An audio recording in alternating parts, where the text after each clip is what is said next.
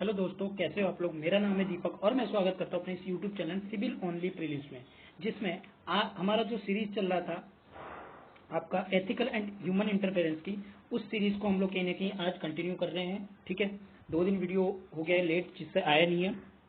चलिए कोई बात नहीं, फिर भी हम देखते हैं। आज जो हम टॉपिक पढ़ने वाले हैं वो है हमारा एथिकल स्टैंडर्ड के ऊपर। एथिकल स्टैंडर्ड, एथिकल स्टैंडर्ड के बारे में पढ़ना है कि क्या होता है ये एथिकल स्टैंडर्ड और किस तरह से ये इम्प्लीकेशंस होती है, इसकी इम्प्लीकेशन जो है वो किस तरह से होती है, आप इसके बारे में जानेंगे। ये सबसे पहले ये जानने की जरूरत है कि एथिकल स्टैंडर्ड होता क्या है। अगर एथिकल स्टैंडर्ड के बारे में आप जानेंगे ना, तो समझ लीजिए आधा एथिक्स जो है यहीं पे आपको कंप्लीट हो जाएगी। एथिकल स्टैंडर्ड देखिए किस चीज को कहते हैं, किस तरह से इसका इस्तेमाल करते हैं, और अगर इन स्टैंडर्ड्स का इस्तेमाल किया जाए तो किस तरह से हमें हेल्पफुल मिलेगी। ये सारी बातों को हम लोग यहाँ पे डिस्कस करेंगे। तो चलिए स्टार्ट करते हैं आज की हमारी वीडियो को। ठीक है, सबसे पहला जो हमारा टॉपिक है वो है एथिकल स्टैंडर्ड। सबसे पहले जानने की जरूरत है ये एथिकल स्टैंडर्ड होता क्या है। देखिए, अगर एथिकल स्टैंडर्ड की मैं बात करूं, एथिकल स्टैंडर्ड, सपोज करो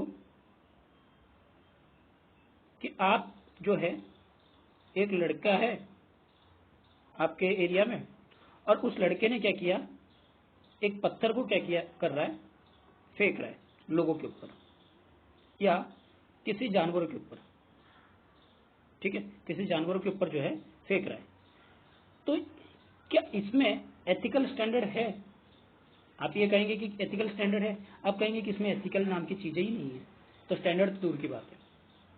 ठीक है, तो एथिकल नाम की चीज ही नहीं है, क्योंकि ये पत्थर फेंक रहा है कोई बिना वजह के। आप अगर किसी को पत्थर मारते हो तो उसमें कोई एथिकल चीजें होती ही नहीं है। ठीक है, अगर एक सपोज करो आप एक डॉक्टर हो और आप मरीज को बचाने के से ज्यादा उसको मार दे रहे हो। ठीक है, तो इसमें 2 कंडीशन हो सकती है कि आपके अंदर एथिकल नाम की चीज नहीं होगी, या दूसरी, आप जो प्रैक्टिस करके आए हो वो कहीं ना कहीं ठीक तरीके से प्रैक्टिस नहीं की हो, या आपकी कहीं ना कहीं फर्जी डॉक्यूमेंट है। ठीक है, तो इस चीज को हम लोग यहाँ पे आइडेंटिफाई करेंगे कि क्या होता है एथिकल स्टैंडर्ड और कैसे इसका इस्तेमाल किया जाएगा। ये तो मैंने आपको एग्जांपल दे दिया। अब बात करते हैं एथिकल स्टैंडर्ड। एथिकल स्टैंडर्ड को समझने से पहले आपको एथिकल चीजों को समझना पड़ेगा।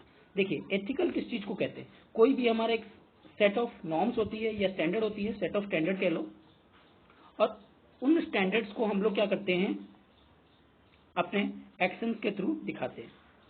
ठीक है, हमारी एक्शंस जो होती है वही हमारी सेट ऑफ स्टैंडर्ड होती है।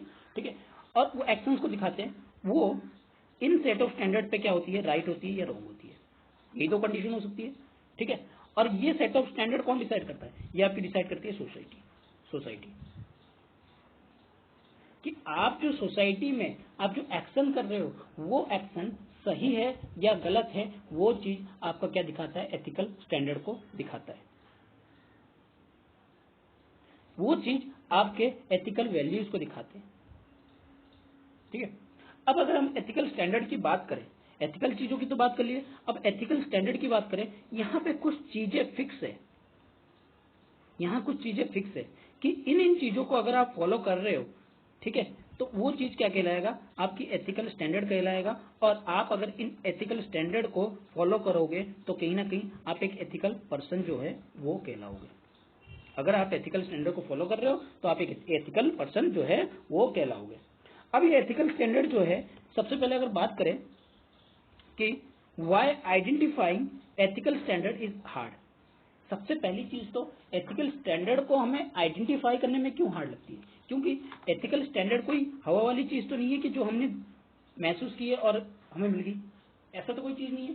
या फिर हमें खाने की चीज तो नहीं है कि हमने भैया आज लेके आए समोसे वमोसे लेके आए, वो खा लिया, हमारा एथिकल स्टैंडर्ड नहीं। एक्चुअली भाई एथिकल स्टैंडर्ड हमें आइडेंटिफाई करने में प्रॉब्लम क्यों होती है, क्योंकि हर एक नॉर्म्स के हिसाब से, हर एक एरिया के हिसाब से, हर एक रीजन के हिसाब से एथिकल स्टैंडर्ड क्या होती है, अलग अलग होती है। ठीक है, अगर आप सपोज करो एक नॉर्मल इंसान हो, एक आम आदमी हो।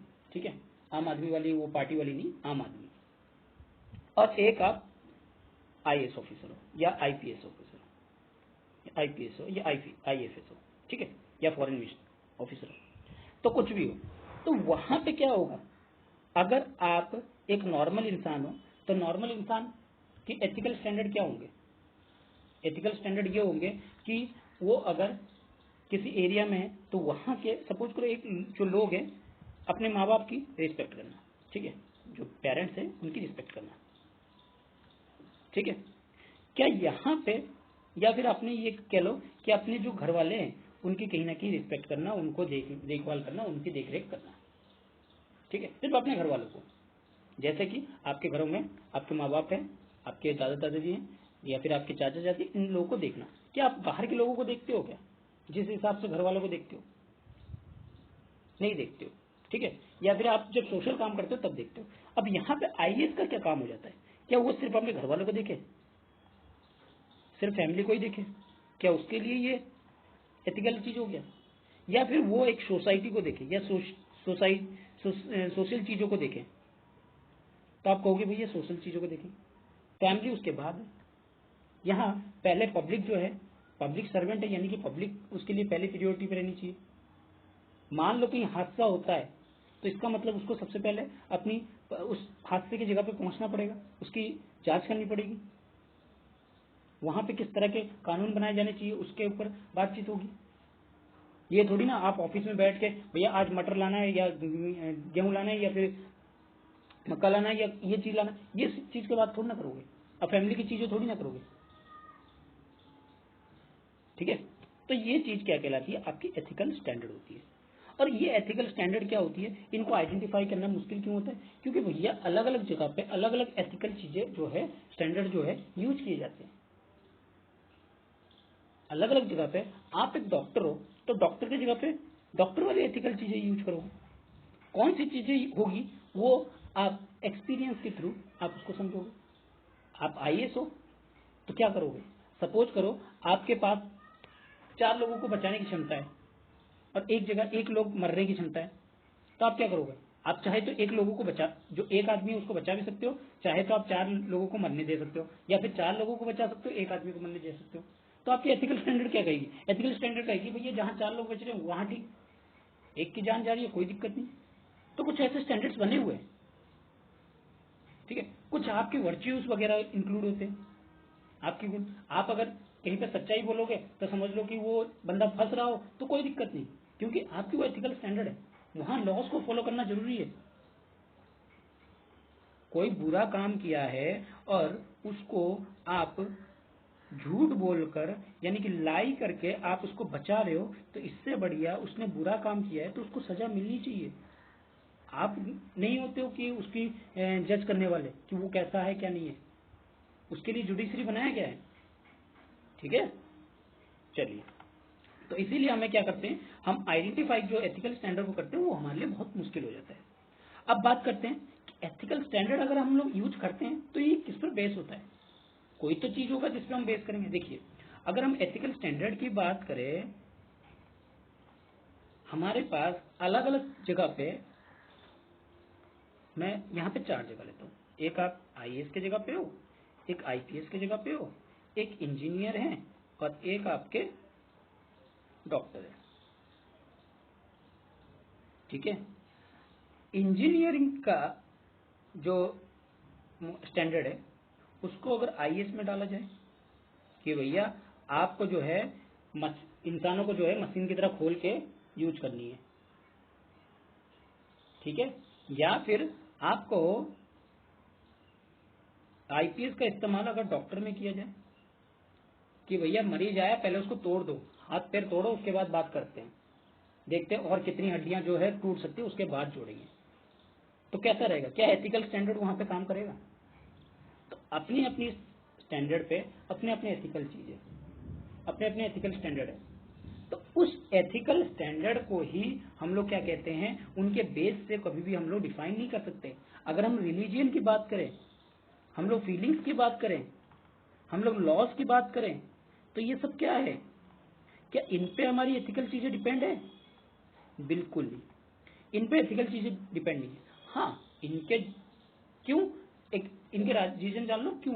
क्योंकि अगर हर लॉ की बात करें, हर लॉ अपने अपने में अलग अलग है, ठीक है। यूनिफॉर्म सिविल कोड तो नहीं है जो आर्टिकल 44 कहता है, ऐसा तो नहीं है। सब कानून, सबकी जो बुक है, सबकी जो रूल्स है वो अलग अलग है। हर धर्म की रूल अलग अलग है। हर लोगों की फीलिंग्स जो है अलग अलग है। कोई, किसी को अच्छा लगता है चोरी करना, किसी को अच्छा लगता है सच बोलना। ठीक है, तो ये इसके लिए हम किसी की फीलिंग्स को जो है एथिक्स जो है नहीं मान सकते कि एथिक्स जो है किसी के फीलिंग्स पे बेस करती है। नहीं, फीलिंग्स अलग अलग हो सकती है। एथिक्स जो है रिलीजन पर अप्लाई करती है। नहीं, रिलीजन अलग अलग हो सकता है, तो उनके स्टैंडर्ड भी अलग अलग हो सकते हैं। ठीक है ना, तो ये कंडीशन जो है अप्लाई होती है।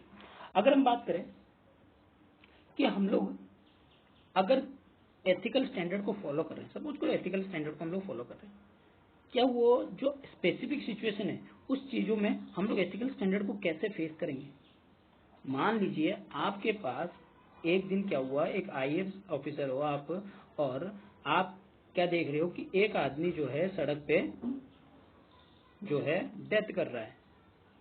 ठीक है, एक्सीडेंट हो गया है, बहुत बुरी तरह से एक्सीडेंट हुआ है। ठीक है, और आप वहां से गाड़ी लेके गुजर रहे हो, और आपको जो जाना है वो कहाँ जाना है, मंत्री जी के पास। मिनिस्टर की मीटिंग है, मिनिस्टर की मीटिंग है। ठीक है, और दोनों ही इंपॉर्टेंट है, क्योंकि यहाँ के बाहर में फॉरेन मिनिस्टर वगैरह आ रखे हैं, या बाहर के जो लोग हैं वो आ रखे हैं, और ये मीटिंग अटेंड करना जरूरी है। और मीटिंग के लिए आप पहले ही 10 मिनट लेट हो। ठीक है ना, तो आपको क्या करना है, यहाँ रुक के इसकी हेल्प करनी है, मीटिंग अटेंड करनी है। अगर आप एक आईएएस ऑफिसर हो, इसका मतलब क्या है, आपको पब्लिक को सर्व करनी चाहिए। तो इसका मतलब ये नहीं कि मीटिंग छोड़ दो, मीटिंग भी छोड़ना नहीं है। तो उस सिचुएशन में आप किस तरह से फेस करोगे, वो उस सिचुएशन को किस तरह से आप फेस करोगे, वही आपका एथिकल स्टैंडर्ड कहलाता है। कि वो जो एथिकल स्टैंडर्ड के जो लिखे हुए हैं, अगर आप उन एथिकल स्टैंडर्ड को फॉलो करो तो इन दोनों को एक बेटर सॉल्यूशन दे सकते हो। ठीक है ना, चलिए आगे बात करते हैं। अब ये जो हम लोग एथिकल स्टैंडर्ड की बात की है, जो फेस करने की बात की है, ये एक्चुअली एथिकल स्टैंडर्ड जो है वो आते कहां से है? तो सोर्स ऑफ एथिकल स्टैंडर्ड क्या है, इसके सोर्स जो है, 5 सोर्स जो है यहाँ पे एक्सप्लेन किए गए, जो आपकी बुक में 5 सोर्स को एक्सप्लेन किए गए। और ये 5 सोर्सेज का इस्तेमाल करके आप जो है एथिकल चीजों को फॉलो कर सकते हो, एथिकल स्टैंडर्ड को फॉलो कर सकते हो। तो एथिकल स्टैंडर्ड के जो सोर्सेस है उसके बारे में जरा डिस्कस कर लेते हैं। सबसे पहला है यूटिलिटेरियन अप्रोच। ठीक है, इसके बारे में मैंने पहले भी बताया था। ये सारी चीजें, ये जो सोर्सेस निकली है, ये कहाँ से निकली है, ये आपके अलग अलग फिलोसफर ने अलग अलग टाइम पे अपने वर्ड्स में एक्सप्लेन किया है। ठीक है, वर्ड्स में एक्सप्लेन किया है, और इन्हीं चीजों को देख के हम लोग एथिकल स्टैंडर्ड के सोर्स को एनालाइज करते हैं। सबसे पहला है यूटिलिटेरियन अप्रोच। देखिए, यूटिलिटेरियन अप्रोच क्या होता है। जैसे मैंने बताया, आप जो है एक आदमी यहाँ पे मरने वाला है, और यहाँ पे 3 आदमी मरने वाले हैं। एक ट्रेन का, जो पुराना ही एथिकल में चलता ही है, हर कोई एग्जाम्पल इसी के उठा के दे देते हैं, हम भी उसी का ही ले लेते हैं, कोई दिक्कत नहीं। ट्रेन यहाँ से गुजर रहा है। ठीक है भैया, ट्रेन यहाँ से गुजर रहा है, और ट्रेन को या तो आप इधर डाइवर्ट कर सकते हो या इधर डाइवर्ट कर सकते हो। अब ये मत बोलना कि इस इंसान को या इस इंसान को हटा लिया जाए ट्रेन की पटरियों से, ऐसा नहीं। वो भैया वो रोड पे बंधे हुए हैं, ये समझ लो। ठीक है, हट नहीं सकते। ठीक है, अब आपके हाथ में ट्रिगर है, आपके हाथ में ट्रेन, आप जो है लोको पायलट है। ठीक है, लोको पायलट तो नहीं, आप जो है पटरी चेंज करने वालों में से, ठीक है, कोई व्यक्ति हो, और आपको पता लगा कि भैया यहाँ 3 लोग बंधे हुए हैं, यहाँ 1 लोग बंधा हुआ है। अब भैया कैसे इनको बचानी है। तो यूटिलिटेरिज्म का कॉन्सेप्ट कहता है कि जहां पे ज्यादा लोग जो है, ज्यादा लोगों को फायदा हो रहा है, जहां ज्यादा लोगों को फायदा हो रहा है, यानी कि मैक्सिमम हैप्पीनेस जहां से आ रहा है, मैक्सिमम लोग जो है खुश है। ठीक है, मैक्सिमम अच्छाई जो है जहां से आता है, उस चीज को हम लोग क्या कहेंगे, हम लोग यूटिलिटेरिज्म आ जाए। यानी कि मिनिमम जो है वो क्या हो, मिनिमाइज हो, मिनिमम हार्म्स हो और ज्यादा अच्छा हो। उसको हम लोग यूटिलिटेरियन अप्रोच कहते हैं। अब यूटिलिटेरियन अप्रोच जो है वो क्या हर कॉन्सेप्ट पे लगता है? एथिकल स्टैंडर्ड के हर चीजों में लग सकता है? बिल्कुल लग सकता है। आप ये अपने केस स्टडी वगैरह में यूज कर सकते हो। इन एथिकल स्टैंडर्ड का यूज करके आप केस स्टडी को एक जो नया रूल है, नया तरीका है, वो आप दे सकते हो। बिल्कुल इस अप्रोच का यूज कीजिए और ये अप्रोच कहीं ना कहीं बहुत अच्छी तरह से आपके काम करेगा। ठीक है, अब देखिए, आपने कहा कि यूटिलिटेरिज्म का अप्रोच यूज करोगे। अब इसमें अब यहाँ पे भी तो एक लोग मर रहे हैं और जो एक पर्सन है वो भी मर रहा है। क्या हमारे एथिकल स्टैंडर्ड के खिलाफ नहीं है? अब आप कर क्या सकते हो इस सिचुएशन में? क्या आप उतनी देर में जाके इन चारों को बचा सकते हो एक साथ? क्या आप उन चारों को बचा सकते हो? आपको लास्ट में जवाब भी देना पड़ेगा कि आपने क्या किया। आप अगर 3 को मारोगे तो उसके जवाब आपको देनी पड़ेगी। आपके सामने सिचुएशन ही ऐसी है, ऐसी एथिकल डिलेमा बनी हुई है कि आप करोगे क्या? इस तरह की डिलेमा को कैसे फेस करोगे? तो ये चीज आपको कहती है एथिकल, आपकी यूटिलिटेरिज्म को। ठीक है, तो कुछ एथिक्स जो है यहाँ पे एम्फेसाइज करते हैं कि जो एक्शंस होना चाहिए उसमें ज्यादा अच्छाई होनी चाहिए और कम जो है उसमें हार्म होनी चाहिए। जहां पे अच्छाई और हार्म जो है बैलेंस होके चले, इस चीज को आप कहेंगे कि अच्छाई और जो बुराई है वो भी कहीं ना कहीं बैलेंस होगी। ठीक है, अब चाहे वो किसी भी कंडीशन में हो, किसी भी कंडीशन में, आप रिलीजियन के कॉन्टेक्स्ट में देख लीजिए। ठीक है, आप चाहे एक्ट के कॉन्टेक्स्ट में देख लीजिए। ठीक है, तो उन सब कॉन्सेप्ट में कहीं ना कहीं इस चीज को यूज किया जा सकता है। और ये इसमें सबसे ज्यादा अगर अफेक्टेड की बात की जाए, कौन अफेक्टेड होते हैं? कस्टमर्स होते हैं, इंप्लॉइज होते हैं, शेयर होल्डर्स होते हैं, कम्युनिटी होती है, हमारी इन्वायरमेंट होती है। ठीक है, इन्वायरमेंट के क्वेश्चन आ जाए तो आप क्या करोगे? तो वहां पे कहीं ना कहीं यूटिलिटेरियन का जो कॉन्सेप्ट है वो लगा सकते हो। आप स्टेक होल्डर यानी कि जो लोग होते हैं, जो उनके साथ इंक्लूडेड होते हैं। जैसे अगर मैं सपोज करो एक कंपनी खोला, उस कंपनी के साथ जितने भी लोग जुड़े हुए हैं, चाहे फॉर्मल तरीके से चाहे इनफॉर्मल तरीके से, चाहे वो रिक्शे वाला ही क्यों ना हो, रिक्शे वाला अगर मान लो वहां पे सामान लेके आता है, वो भी एक क्या है? स्टेक होल्डर है।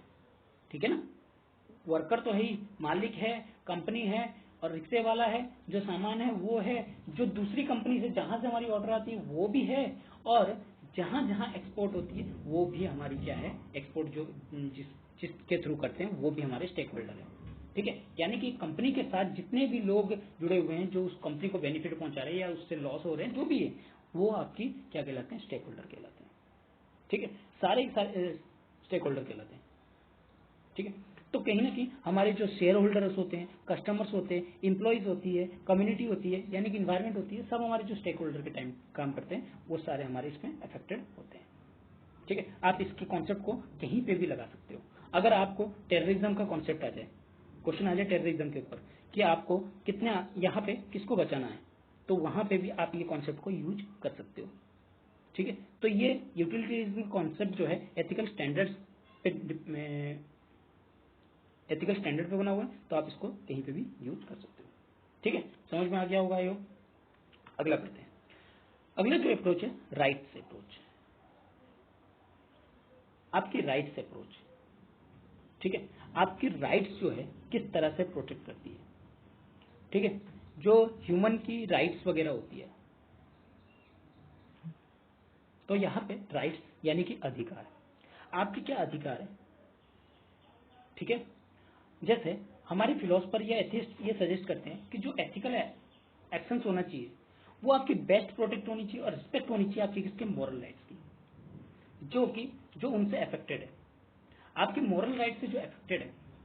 जैसे आपने कोई लॉ बनाया, ठीक है, सपोज करो एक लॉ बनाया, आप लेजिस्लेटिव में हो, एक लॉ आप बनाते हो, तो इससे कहीं ना कहीं बहुत सारे लोग अफेक्टेड होंगे। ठीक है, और उन चीजों में कहीं ना कहीं मॉरल जो राइट्स है उनको ध्यान में रखना पड़ेगा। आप ये नहीं कि भैया इस तरह से लॉ बना दो कि वो जो अफेक्टेड है वो पॉजिटिव ना होके नेगेटिव हो रहा है, यानी कि आप उनकी लाइफ देने के बजाय आप उनकी लाइफ छीन रहे हो, उनकी मॉरल राइट्स को जो है वो छीन रहे हो। तो वो क्या होगा? आपकी एथिकल स्टैंडर्ड नहीं होगी। एथिकल स्टैंडर्ड डिपेंड होती है उनकी मॉरल राइट्स जिसके ऊपर वो अफेक्टेड होते हैं। ठीक है, आपको एथिकल एक्शन इस तरह से करना होगा, आपको इस तरह की एथिकल एक्शन करना होगा ताकि वो मॉरल राइट जो है वो अफेक्ट ना हो। ये आपका मॉरल अप्रोच कहता है। ठीक है, आपकी डिग्निटी खराब ना हो। ठीक है, जैसे एक एग्जांपल देता हूं, एक सिंपल सा सरल एग्जांपल जो आपको अच्छी तरह समझ में आ जाएगा। सपोज करो आप एक एरिया में रहते हो, ये बड़ा सा एरिया है। ठीक है, यहाँ पे आप रहते हो, यहाँ पे और भी घर है, घर में लोग रहते हैं। ठीक है, घर है, तो यहाँ पे अलग अलग घर है। इस एरिया में आप एक बंदे हो जो यहाँ पे रहते हो। अगर आप यहाँ पे बहुत फेमस हो, बहुत ही ज्यादा फेमस हो इस एरिया में, इस एरिया के लोग जो है आपको मानते हैं, खूब ज्यादा मानते हैं। आप एक अच्छे इंसान हो, पढ़े लिखे इंसान हो। ठीक है, और खूब पैसे भी ठीक ठाक कमाते हो, पैसे भी अच्छे कमाते हो और आपकी इज्जत भी काफी ज्यादा है। लेकिन एक कंडीशन ऐसी आती है कि आप एक टाइम पे कुछ गलत काम कर बैठते हो। ठीक है, गलत काम कर बैठते हो तो क्या होता है, वहां पे आपकी जितनी अच्छाई है वो सारी क्या होती है, खत्म हो जाती है। जब वो सारी अच्छाई खत्म हो जाए यानी कि आपके मॉरल राइट्स क्या हो गए, खत्म हो गई। आपकी वहां पे डिग्निटी जो है वहां कहीं ना कहीं खत्म हो गई। ठीक है, तो वो क्या है, आपकी एथिकल स्टैंडर्ड नहीं है।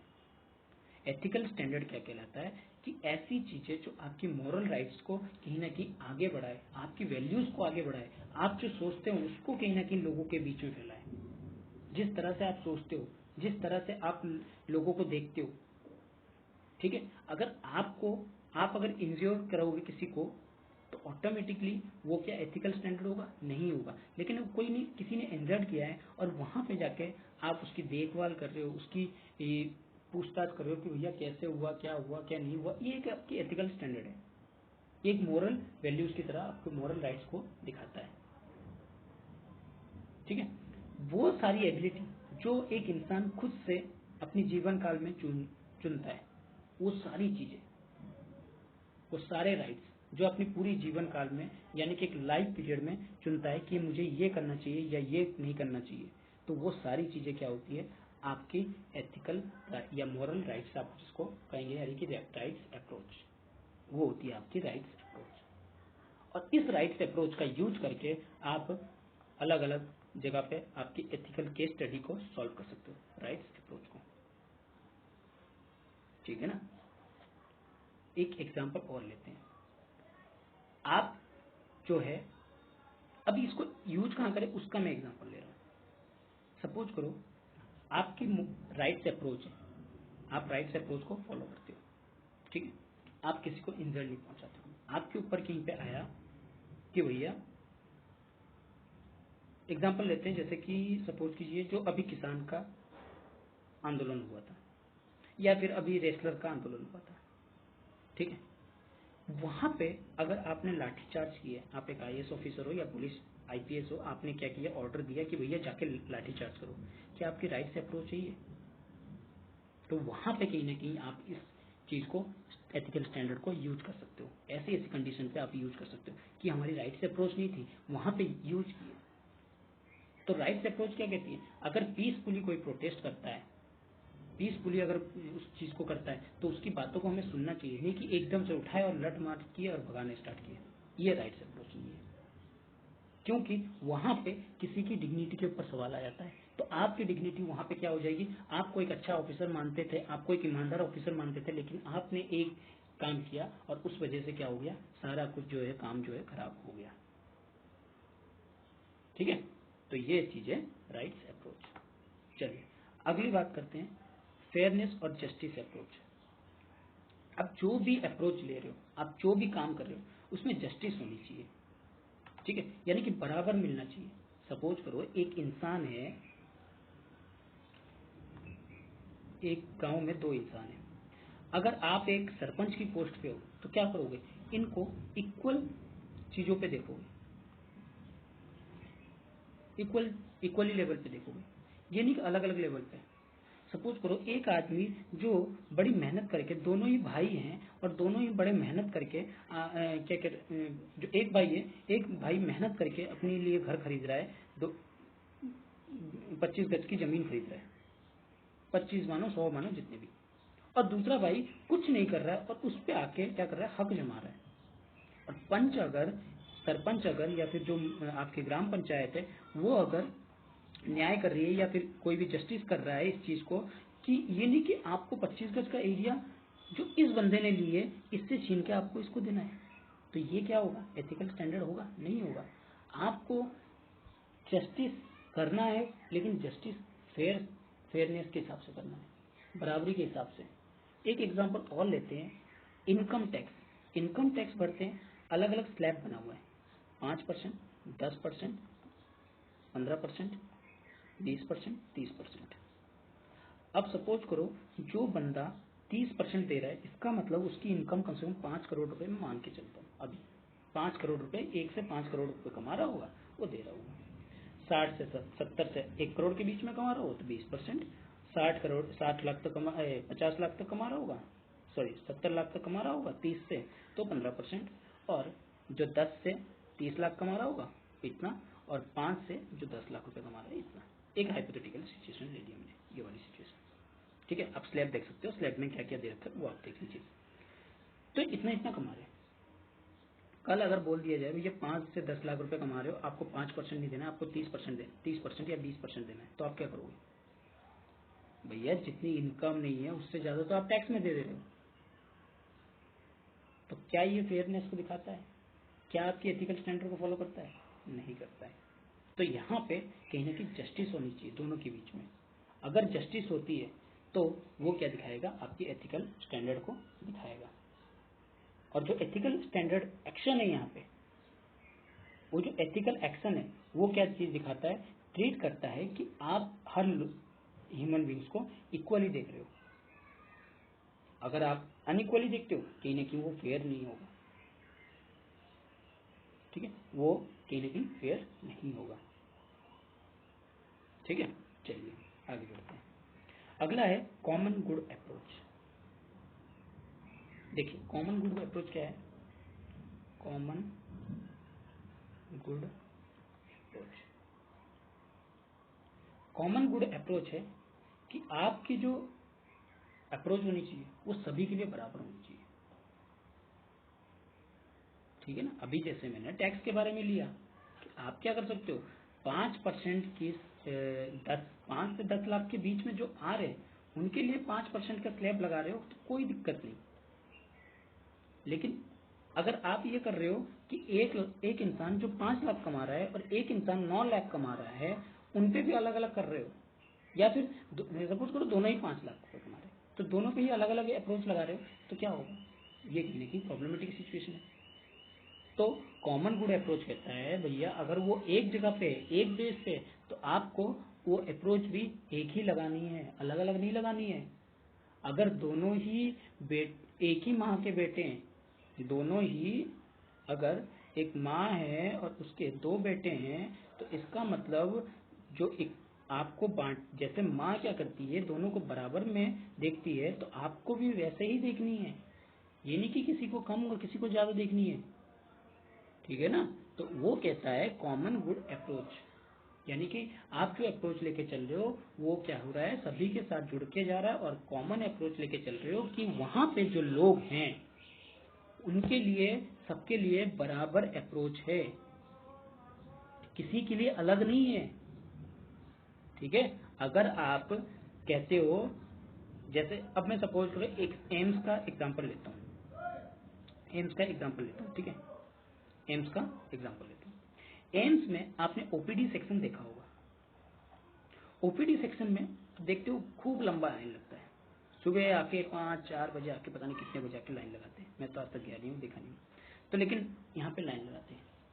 और जब लाइन लगाते हैं तो वहां पे क्या होता है, वहां पे एक इंसान, अगर मान लो कोई जल्दी आए, लेट आए, 10 बजे आए, और एक इंसान जो 5 बजे लग रहा है लाइन, अगर उसको जल्दी इलाज नहीं मिले और इसको जल्दी मिल गया, क्या ये फेयरनेस होगी? नहीं होगी, ठीक है ना, ये फेयरनेस नहीं होगी। इसी चीज को दिखाता है, आपके जो कॉमन गुड अप्रोच है वो सभी के लिए बराबर होनी चाहिए।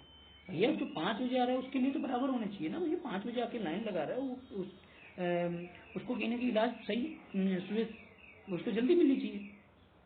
तो सभी के लिए बराबर होना चाहिए, चाहे वो कोई भी हो, चाहे ये कोई भी हो, ठीक है ना। तो इनके लिए जो रूल है वो रूल को सभी पे अप्लाई होनी चाहिए बराबर अमाउंट में। ये नहीं कि किसी के लिए रूल कम कर दिया जाए थोड़ा सा, नहीं भैया तुम एक काम करो, तुम आईएएस ऑफिसर हो, तुम यार आ जाना आराम से खाते पीते आ जाना, हम बाकी लोगों को रोक देंगे। ऐसा नहीं भैया, आपकी भी रूल ये बनती है कि आप अगर ऑफिसर हो तो एक कॉमन मैन भी हो साथ में। आपको तो कॉमन मैन से नीचे और देखा जाता है, नीचे इन द सेंस कि आप उनकी सेवा करते हो। सेवा करते हो इन द सेंस कि आप पहले उनको अप्रोच करोगे। आप पहले आप क्या करोगे, पहले उनको अप्रोच करोगे, ये नहीं कि पहले आप जाओगे। हाँ, वो अगर अलाउ करते हैं आपको कि हाँ सरकार आप कर सकते हो तो कोई दिक्कत नहीं, तो उस कंडीशन में नहीं होगा। नहीं, ये नहीं कि आप जबरदस्ती उस लाइन में घुस रहे हो कि नहीं मेरे को ही पहले इलाज कराना है, मैं तो भैया ऑफिसर हूँ, मैं तो बड़े पोस्ट पे हूँ, मुझे तो करना ही करना है। ये नहीं, उसके साथ साथ आप कॉमन मैन भी हो, वो चीज को भी देखना पड़ेगा। ठीक है, चलिए लास्ट है आपका वर्च्यू अप्रोच। वर्च्यू क्या कहता है, आपके अंदर की जो कैरेक्टर है, जो कैरेक्टर है वही आपकी वर्च्यू है। अगर आप सच बोलते हो, ट्रूथ बोल झूठ नहीं बोलते, आप हमेशा सच बोलते हो, ठीक है, ट्रूथ बोलते हो, तो ये आपकी कैरेक्टर है। ऑनेस्टी रखते हो तो आपकी कैरेक्टर है। लेकिन किसी दिन गलत काम हो रहा है, कोई रॉन्ग वर्क हो रहा है और वहां पे आप ऑनेस्टी की जगह डिसऑनेस्टी दिखा रहे हो। मान लो सपोज करो एक जगह रिश्वत ले रहे हैं, तो रिश्वत ले रहे हैं तो आपको क्या है, आप वहां पे ऑनेस्टी दिखा के उस चीज को सेव करोगे। ये नहीं कि आप भी वहीं पे डिसऑनेस्टी का काम करोगे, यानी कि आप भी वहां पे रिश्वत लेने लगोगे। तो ये क्या होता है, ये आपके स्टैंडर्ड एथिकल स्टैंडर्ड के खिलाफ जाता है। तो यही चीज कहता है, जो आपकी एथिकल हाईएस्ट पोटेंशियल है, आपकी जो कैरेक्टर है वही डिसाइड करती है आपकी वैल्यूज को। जैसे सच्चाई होगी, ब्यूटी होगी, ऑनेस्टी होगी, करेज होगी, compassion compassion, generosity, tolerance, love, fidelity, integrity, fairness, self control, prudence, ये सारे एग्जाम्पल क्या है, आपके वर्च्यू को दिखाते हैं कि आपके अंदर वो गुण है, वो गुण का इस्तेमाल वहां पे करना है। तो यही चीज तो आपको दिखाता है। ठीक है, ये चीज आपके क्या दिखाता है, आपकी वर्च्यू जो है वो कहीं ना कहीं आपके एथिकल स्टैंडर्ड को दिखाता है। आपका अगर वर्च्यू है ऑनेस्टी, तो वो आपका एक एथिकल स्टैंडर्ड है। उनके बेस पे आप कह सकते हो हाँ मैंने यहाँ पे, सपोज करो आपने कि बैंक में घोटाला हो रहा है, उसको आपने दिखाया, तो आपने, या फिर आपने उसको दिखाया, आपने सच्चाई बोली, करेज दिखाया, तो करेज क्या है आपका, आपका जो करेज है वो क्या है, आपका एथिकल स्टैंडर्ड है। ये क्या है, आपके एथिकल स्टैंडर्ड है, और आप इस एथिकल स्टैंडर्ड का फॉलो कर रहे हो। ठीक है ना, तो ये क्या दिखाता है, आपके एथिकल स्टैंडर्ड को दिखाता है। तो ये वर्च्यू जो है, आपकी जितनी भी एथिकल स्टैंडर्ड है, अगर वहां पे राइट अप्रोच के साथ, कॉमन गुड अप्रोच के साथ, फेयरनेस के साथ यूज कर रहे हो, तो वो आपका क्या कहलाता है, एथिकल स्टैंडर्ड कहलाता है। अब लास्ट में एक कॉन्सेप्ट आता है कि अगर आप इनको एक साथ पुट कर दो, तो putting together, putting the approach together, तो क्या होगा, आपने सभी चीजों को क्या किए, वर्च्यू को, यूटिलिटेरिज्म को, राइट्स को, जस्टिस को और कॉमन गुड अप्रोच को, सबको एक साथ मिला दिया। तो इससे फायदा क्या हुआ, देखिए इससे कहीं ना कहीं आपकी पुल जो है, आप क्या कहलाओगे, एक एथिकल पर्सन हो, और आपके अंदर एथिकल स्टैंडर्ड जो है पूरी तरह से इंक्लूडेड है। ठीक है, आप एक काम करना, इस एथिकल स्टैंडर्ड को, इन सब एथिकल स्टैंडर्ड को मिला के एक आप एग्जाम्पल मुझे देना। आपका एक होमवर्क है कि इन सभी को मिला के एक एग्जाम्पल तैयार करना, और आप इसको कमेंट सेक्शन पे बताना, इन सारी वर्च्यूज को मिला के। ठीक है, इन सभी अप्रोचेस को मिला के आपको क्या करना है, एक एग्जाम्पल तैयार करना है अपने माइंडसेट से और उसको कमेंट सेक्शन में बताना है। ठीक है, कि virtue, utilitarianism, rights, justice, common good. क्योंकि अगर आप इनके एग्जाम्पल बना पा रहे इसका मतलब आपको कॉन्सेप्ट अच्छी तरह से क्लियर हो रहा है। ठीक है, आप इसका एक कमेंट सेक्शन पे क्या करना है, इनको मिला के एक वैल्यूज के बारे में आप एक एग्जाम्पल जो है, चाहे वो किसी भी फील्ड को, इन्वायरमेंट से हो, आपके डिजास्टर मैनेजमेंट से हो, किसी चीज में भी आप एक एग्जाम्पल जो है अपने से तैयार करके मुझे देना। ठीक है, बाकी मैंने सारी चीजों को मिला के आपके सामने दे दिया है, सबको दे दिया है। ठीक है, तो आई थिंक आपको ये आज लेक्चर अच्छा लगा होगा। आई होप कि आपको लेक्चर ठीक ठाक सही चल रहा होगा। अगर लेक्चर अच्छा लग रहा है तो आप इसको लाइक कीजिए, सब्सक्राइब कीजिए और अपने दोस्तों के साथ शेयर कीजिए। Thank you.